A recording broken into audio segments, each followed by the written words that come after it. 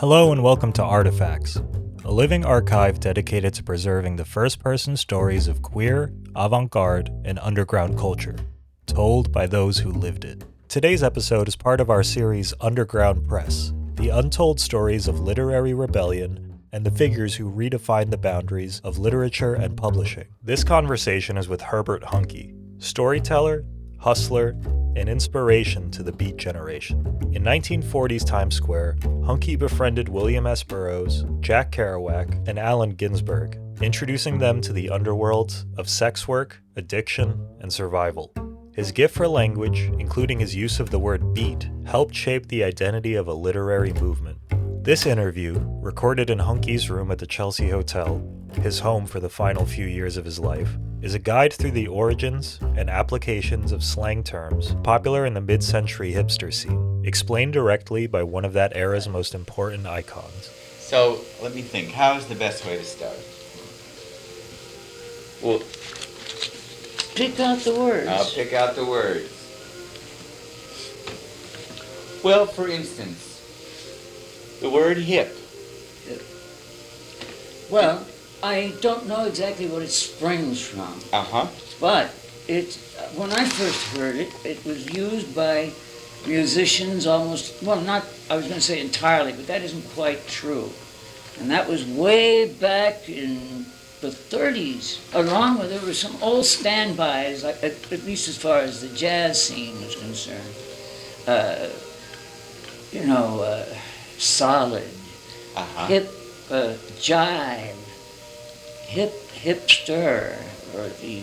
And did hipster mean someone who was experienced, or was it specifically a drug word? You've got to use your own judgment, see, okay. That's where it comes in. When you say hipster, you segregate him immediately in your own mind because the word hipster means really hip. It doesn't mean hep. It doesn't mean a lot of the things that these people that, try to use words, they make up little words of their own, How would you say what's the difference between hip and hep? Well, hep indicates right away that you're not really hip. Hep was what, I guess I'm inclined to believe that school kids, students in colleges, I guess in schools, high schools, picked up on it along the line, and not knowing exactly where the street, they had their own little cliques going, because all these towns down through Pennsylvania, they all have their problems every town. That's right, they push junk down there, they have all kinds of activity. So there's much of the... But hep would be much more used by people that weren't not out on the street making a buck. That's right. Hip has both the connotation of someone who's using drugs, and it also has the connotation of someone who's wise or yes, knowing. And it doesn't necessarily have to include drugs. Okay. That's another do you know? Okay, doesn't have to. It doesn't have to. Did it start with drugs and move to the other? Do you think? I am sure that it was invented by someone along the line. Somebody, kids back street hustlers of one sort or another. Not necessarily New York. Did you find when you came from Chicago to New York? Did you? There was some of the talk. Language. I wasn't as hip then as I was after I hit New York. New York smartened me up in no time flat. Okay. They did.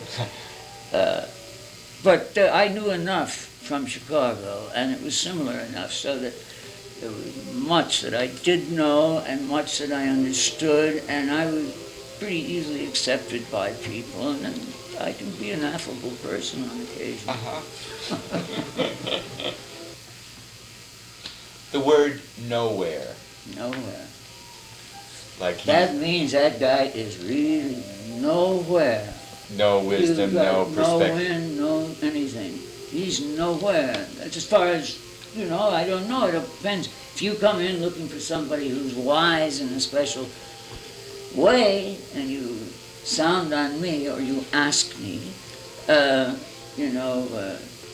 I tell you, from my standpoint, he's nowhere, and I know he's nowhere for what you're looking for. You understand? So he is nowhere. It kind of fucks up the grammar, I guess. I don't know. Do you think, did that come from the drug world? Did that come from, no idea. Nowhere, no. That comes from the beat world. That comes from the beat world? Yes, that's what I meant when I said I was beat years ago. And when you say the beat world, though, you're not talking about the beat generation world. You're talking about. There's no beat generation for me in that sense, although I'm classified with it. Yeah. In a way, oddly enough, there are many. I don't think Allen considers me beat. Oddly enough. In fact, didn't he tell me that? The word beat, we've talked about that plenty. Well, you make up your own. You begin to see what it is as you go along. Mm-hmm. It'll solidify for you. Mm-hmm. You watch. Mm-hmm. That's the way it'll be. You'll be talking with people and be explaining what I am. Yeah, exactly. Right. The word gone. Well, I don't know where that popped up. I think real gone. It started actually, I think it was boy, I'm dressing it up now, but I really think that it started with Midtown with the, what are they called, Zoot Suiters, about that time. And when they were speaking, your pants would have a knee, something like 28, and your would cuff at 15, see? So it was great. Plus a big chain that hung down like that. Boy, he's real gone. Oh, sure. So it also came, it was Harlem. I believe Nat King Cole featured a scene or two like that. The big-time musicians, Cab Calloway, all of those people. See, 52nd Street had a big influence right here in New York. Yeah. And also, Chicago is no slouch either. They have the best black scene of any city. And the jazz in Chicago really preceded a lot of it. Well, sure preceded did. a lot of jazz in Harlem. Yes, it did. But jazz was happening all at the same time, all over. So when you say it's from the beat world, meaning it's from the people on the street, I don't really think world? it out that. Oh, Carney world too. Carney people, show people, circus people, vaudevillians, way back. In England, song and dance, man, people like that. Did that world kind of came into it too? Oh, the sure. English song and dance? Sure, why not? What do they call the entertainers on the streets of London? Buskers. Buskers. The European scene has always been, sort of wide open in a way. The word cat.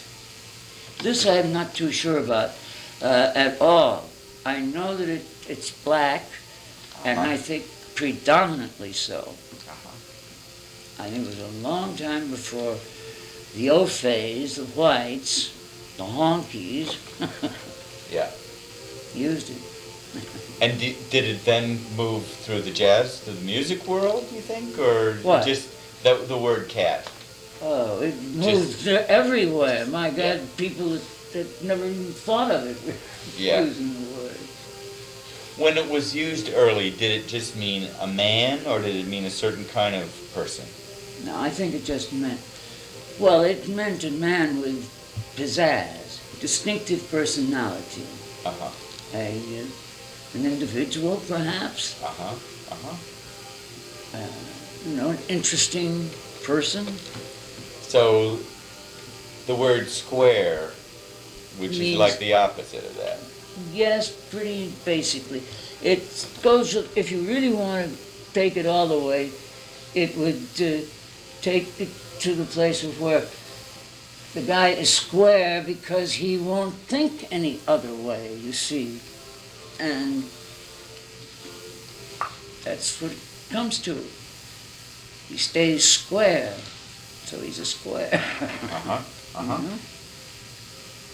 And I know there's other, like, he's on the square. Those that are unrelated. was before. That's before. Yeah, and it carries a different tone of voice and everything else, and a different situation. Well, you can say it. I'd say he's on the square among us.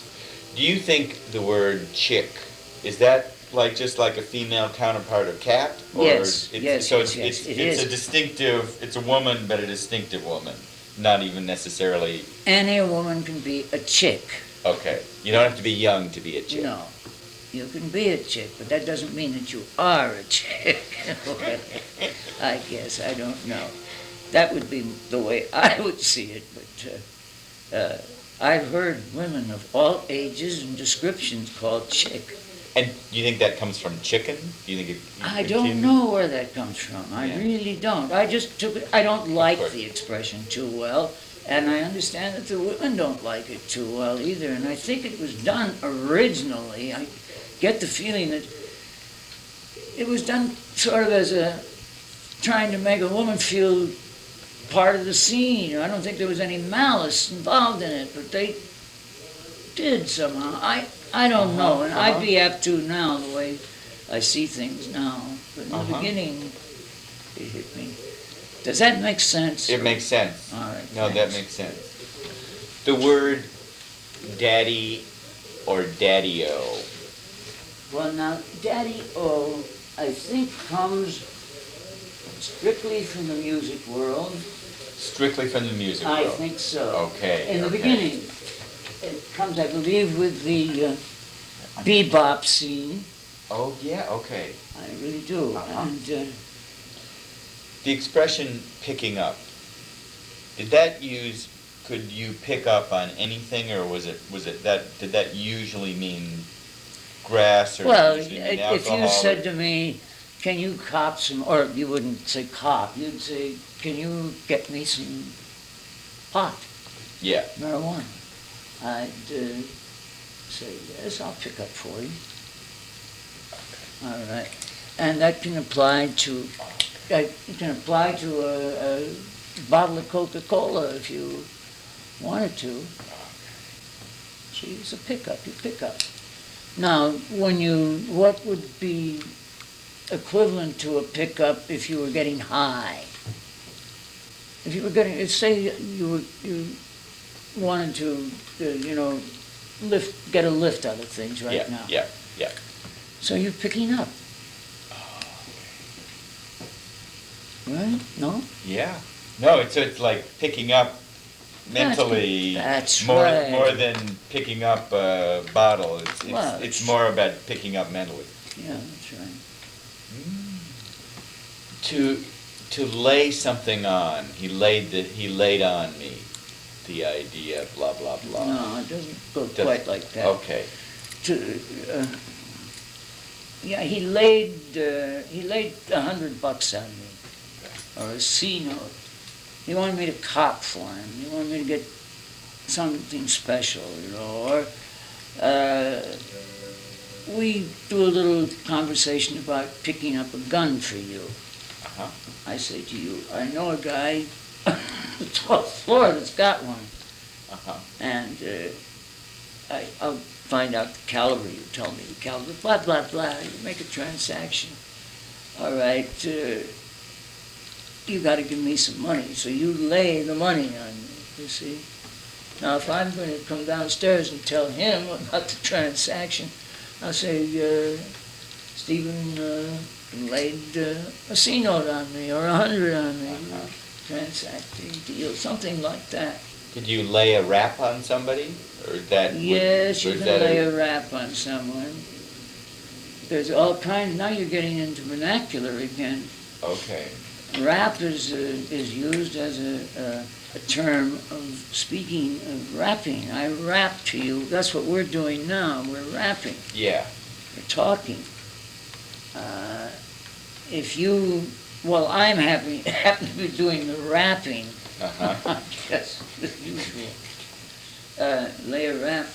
Yes, it would have to be some kind of an idea, maybe, or something of that nature, and you have a little conversation piece that goes with it. So Okay. you lay a rap on him, and that's your rap. Okay. That's, you know, Yeah, it's like your own signature piece style. yeah, and it doesn't have to be, you never have to use that rap again, but, you know. Uh-huh. Right. Uh-huh. Did the word rap, does that go back a long time, or As far as I know, as far as yes. you know? So, What else? They had other words, I think, as well. I don't know. They would be jail terms mostly, I think. And I can't think of what. but do you think there'd be jail terms for talking, for rap? Yeah. Yes, that's bum rap is how Right. it goes too. You know. Right. That's right. That's a phony rap. And bum rap comes out of jail language. I think so. Yeah. I learned a lot in jail. Yeah. A lot of it I knew already. Yeah. You know, so I wasn't too surprised Right. by much of it. I was very green when I went off. I had I thought before going to jail that at least there, I wouldn't be self-conscious. I'd have all these guys. We all had, we were all under the same pressure. We were all doing time. And at that point, I thought there can't be anything worse than that. So at least we all will be friends. My God, how wrong can you be? The word expression "to make it" or "to make the scene." Well, to make the scene, you go in, you fall in, you're part of the scene. You want to see it, so you're going to make the scene. That's, it's just it's grammatical, change. So, hey, you can think all these things out yourself if you just do it. You know what I'm saying? Mm-hmm. So, yeah, it doesn't hurt to verify. Exactly. The expression "the man" can be used in a lot of ways, I think. Yeah, that can be used for the pusher. Uh-huh. It can be used for the law. Uh-huh. It can be used, lots of ways in indicating perhaps someone special. Actually, I guess it's mostly it's a drug term. Uh-huh. Basically, Uh-huh. I think. I think that's right. Yeah. What are some other words you remember for the law? Because I bet there's a lot of those. Well, for the law. For the police. Cops, the flicks, the heat.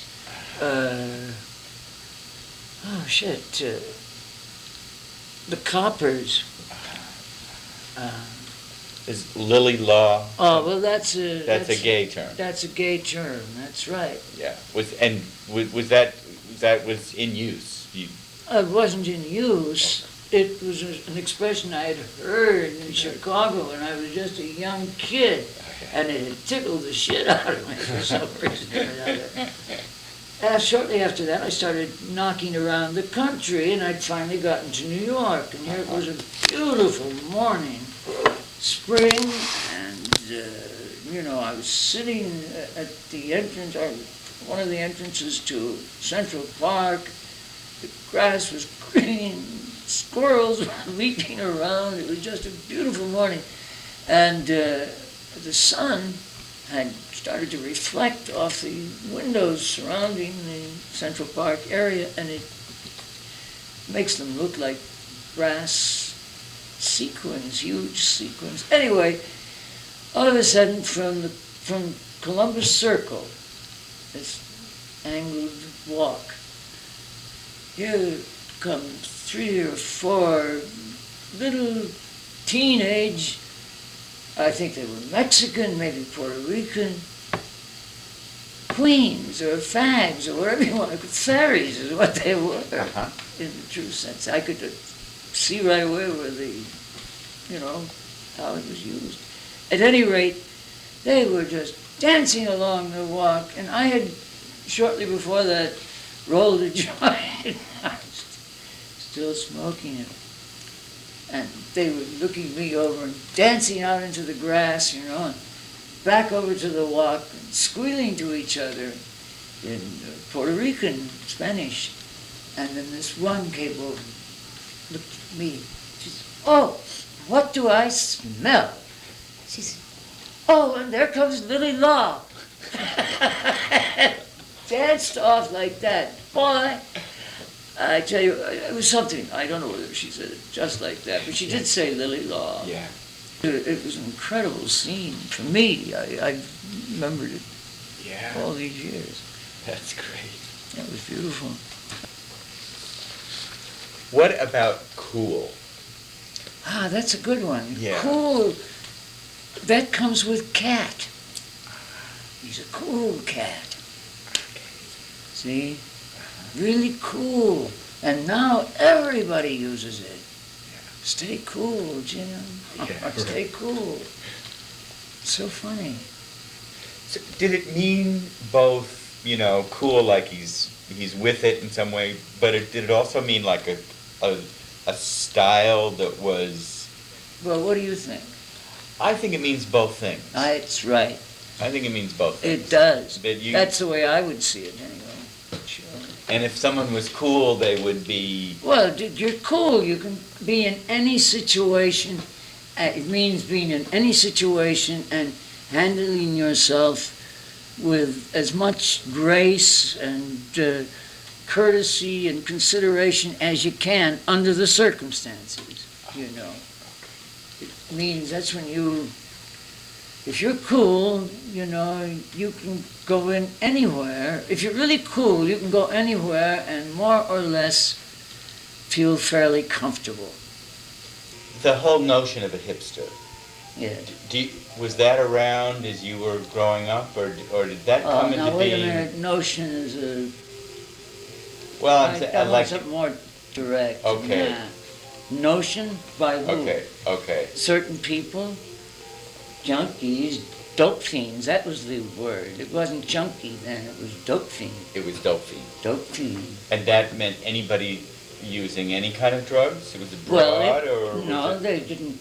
They hadn't become quite so sophisticated. Although the hospitals were pretty busy, the nurses were getting hip, and a lot of people in pre-med were getting hip, so to speak. Amphetamine came along, and you could buy French and Smith, I think, with the pharmaceutical outfit, put out, you could get a bottle of 25 10 milligram amphetamine tablets for 89 cents. Really? I mean, really. That's right. Were a lot of people using them, or was it? Were a lot of people using them. They finally had to take them off the counter, But meanwhile, people had gotten hip to other things. It was really strange. There were all sorts of cough syrups and stuff like that popped up on the scene, along with the psychedelics. But the psychedelics came a little later, didn't they? Yes, they did. So, and you were saying a lot of people in the nurses and the people in medical were getting hip. Well, getting hip to amphetamine, for example. They could get through their days a lot easier, They had exams to... yeah, right. And she's got a supply right there, why not? You used the word, you said you chippied off a little bit of stuff into Well, water. I didn't use the word chippy correctly there. Oh, well, I was wondering, is there... No, is there I should have said just knocked it off. Knocked it off, okay. No, to chippy is to just shoot up occasionally, or to if you're snorting, snort occasionally. Yeah, You know? yeah. I got a little chippy habit. Okay. Uh-huh. It's a little chippy. Cranked. If someone is... Now you're getting in territory I don't know anything about, and Yeah. I really don't. Okay. I only know the horrors from it. Or no, I shouldn't say that, because there were other things involved too. But I associate it with very unpleasant things, and it did come around me in a way. But crank was something I didn't want to get involved with, so I don't know anything about it. Okay. And that's the truth. When you say I didn't want to get involved with crank, you meaning that it's a specific drug? Yes, that's what I mean. Oh, I didn't know that. Oh. I didn't. Well, it's not too well. No, it's crank became crack finally. That's the reason. And I don't know how to. You're going to get argument on that. I'll tell you that now. Okay. But you stand your ground, because crank was a drug for a while. It was used as they used the. Not that I give a shit. Yeah. But it was around before. Yes. I associate it with all of that. Now, there must be a logical reason for it. Yeah. And I'll take a bet on it. Okay. Because I know the first picture that came to mind, was disturbance Yeah. and led right to crack. And everybody that's ever used it, gets a little crack. Yeah. It's just that I don't like that kind of feeling around me. Right. If I don't have to. Right. That doesn't mean that if it's certain people that I know came in and blah, blah, blah, and I'd sit here, Yeah. deal with it somehow. Yeah. That's what people somehow or another find very difficult doing, to deal with what happens on the spur of the moment. And yet that's exactly how we live. People are finally getting wise to that too, I think. Yep. I really do. I hope. See, I'm an optimist, so do I. That's good. That's it. I hope also. Yeah. The word mud for opium. Oh, that, now you're getting into ancient history. That's ancient history, yeah. That's ancient history. Oh, okay. And that comes, I'm sure, originally from either Burma or, the Far East or something of that sort. Okay. But heroin was called horse or H or... Heroin? Yeah, just heroin. It's just the basic Yeah. thing for it. Horse or Shmeck. Uh-huh. Smack. There was no such word as smack. Shmeck. Shmeck. Shmeck. And it comes from the Lower East Side, way back, I don't know how far back, in the, I guess in the, certainly in the 20s. Wow. That's right. And Shmeck meant what smack means now? Yeah, that's right. Huh. And that's only to certain people that it means smack. But so Shmeck, do you think it came from the Yiddish? I don't know. Yes, it did, very definitely. It was the Jewish ghetto kids that started it. Wow. Now, I don't know, there might have been some Italian mixed up in that, because see, that was East Broadway, right over from Chinatown. Yeah. Right alongside Chinatown. But that Shmeck was used not just on the Lower East Side, it became used... Well, it became used all over, or it was referred to. It's not, you don't walk up and say, you got some Shmeck necessarily. Right. Yeah.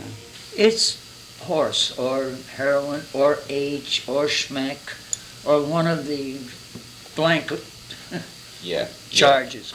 Yeah. Or junk? Junk? That's right.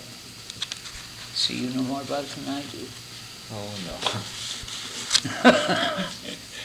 Do you remember if any one of those were the earlier versus later, horse or junk or H, were they all around the same time? Well, they They were all around the same time, except for Shmeck, which was strictly an Eastern term. Now, I don't know what they called it. White stuff, maybe down around New Orleans, places like that. See, and also, it wasn't sold everywhere in the that is, to the street usually, in the same, for example, they have these glassine bags now. Yeah. Well, they used to fold little squares of paper and make a deck. They call that a deck. A deck. A deck. And what was a deck? It was a little was fold? Yeah, it was a fold holding a shot of heroin. Then they stopped that, or didn't stop it altogether, but they switched over to capsules, number 2s, I think they were. Those sold for as cheap as 65 cents a piece. That's right. And that would be one hit, a little number 2 capsule. Depends. I mean, no, in those days you could get stuff that was better than anything they put out now. And if you didn't have a heavy habit, you and I could get off on it. 2 people could get off. Of course, after a while, the trouble always with heroin is you keep wanting to Up it. Yeah. And morphine the same. Yeah. Dilaudid the same. Yeah. Now, all the words for grass. Oh, boy. There's so many. There really I mean, as far as I can get, T is early, like 20s and 30s. Before 20s. Before 20s. Yeah. Okay. Tea. Okay. Let's sip some tea. Oh, yeah. Something like that. Oh, yeah. Yeah. Then it got the stick of tea. I don't know when it became a joint. Gauge. But so there was this, let's sip some tea, then there was a stick of tea. Yeah. Well, not everybody. I can't see a young Puerto Rican kid saying, let's sip tea. Right. Right. Right. You just don't see it. And the word pot, do you think that came in the 50s? I would guess so, somewhere around there. Somewhere said 50s, and grass came in late 50s. Does that sound right to you? No, I think grass came first. You think grass came first? Right. Okay. Well, I'd check on that. I will. Yeah. But my guess is that it came first. There were other things. Now, down in Mexico, or some of the border towns, they called them muggles. Muggles? Yes. And the word blossoms? No. Carl Solomon says at one point, I don't push hash no more, I push blossoms now. Do you think that, is that... That might have been, but I That, doesn't make sense to me. okay. And Carl Solomon had a sweetness in him, and if he did say it, I know it was the manner in which he said it that made the remark interesting. Oh, okay. You know? Yeah. The word roach, for a little, That I guess. You think that goes back a Oh, long? that goes back as far as grass exists, I guess. Yeah, yeah, Yeah, that's one, with it always. yeah. You save your roaches or you don't save them, or blah, blah. Yeah. And to call somebody a head, like a tea head or a pod Well, head, does that go way back That also? goes back, well, that goes back, I would say the 40s. Okay. Uh-huh. And maybe not till the 50s, but, see, I was in prison during much of the 50s, and as a result, I was cut off from what was happening outside in the world, in a sense. Mm-hmm. And so a lot of things took place in the 50s that I can't refer to because I just don't know when the fuck they came out. Yeah, right. The word ball, meaning like to fuck. Does that go way back? It goes back. It just suddenly was there, and that's all there is to it now. I don't have any idea. A good part of the language that makes up some of the vernacular from around the, let's say, the late 20s, the 30s, was made up by lesbians. Lesbians Really? they were dykes and lesbians, I guess, really. Of course, there were plenty of queens, Yeah. but it was amazing. When Allen writes about Jean Genet, he says huge apocalyptic novels by homosexual hipster. In this context, what do you think he means? Just Huge novels by homosexual hipster. hipster. What do I think he means? I think he is trying to do something there. He's trying to give the impression that he knows something. He probably has a concept Uh-huh. that he could drag out. He's very good at that sort of thing. I don't like the expression. I think the connotations are bad all through it. What do you think the connotations are? Well, I don't like the word homosexual used as a focal point. You see what I'm saying? Okay. This great special homosexual hipster. What the fuck does that mean? Uh-huh. You know? Uh-huh. Hey, he can suck dick. He can Yeah, yeah, rim sucking fuck. I don't care. But you're not so much objecting to the word hipster here as the word homosexual. Either one. I think. Or either one of Why do it like that? It's drawing attention. It's letting other people. I know these things too. You know, and isn't it great? I'm getting a laugh out of it.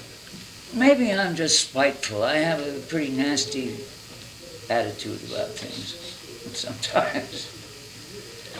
I don't like people to pretend when it isn't necessary. Yeah, That's what gets me with Allen. Ah. You know? So I shouldn't say anything. He's paid his dues to me. I have no reason to. Right. Drag. Well, as you know, that has at least two Yeah. connotations. It certainly is a descriptive word, no matter how it's used. A drag, if I say, I'm a drag, I mean I'm nowhere, a beat on this, that, and the other thing, you know? I'm a real drag. Or, if I come into a group of people having a good time and I suddenly appear and they stop and, you know, they're sort of turned off for a little while, I run the risk of being a drag. All right, now the other drag, of course, they really can perform that one too. Mm-hmm. Mm-hmm. And it's kind of interesting in a way. Yeah. Do you think that word drag, meaning female impersonation, does that go back a long time, as far as you know? As far as I know, it goes back to the beginning of time. Well, I know the activity does, but I'm saying the word. Do you think people talked about being in drag when? Before in the America? 30s? In the 30s? In the 30s. Are you kidding? The balls were famous all across the country. Of course, and they were called drag balls. That's yes, right. Indeed they were, boy. Right. Yeah, that's sure. It goes back. That's mid-Victorian, at least. Where was, where was Oscar Wilde and a few of those people? And up in Harlem, there were huge drag balls in the 20s. Yes, and they were called drag balls. They were called drag balls, and they had a permit to hold these balls. Yeah. They were supposed to be. Actually, they were costume balls, is the way they were referred to. Uh-huh. And shit. The Rockland For Halloween and around the holidays. Yep. What I know of in terms of, first of all, the terms were fairy, fag, gay boy, swish. Well, is that? Oh, those are all standards. Yeah. I'm sure you know as many as I do and more, maybe. You know, because I tell you, I don't dig the gay scene too much. Uh-huh.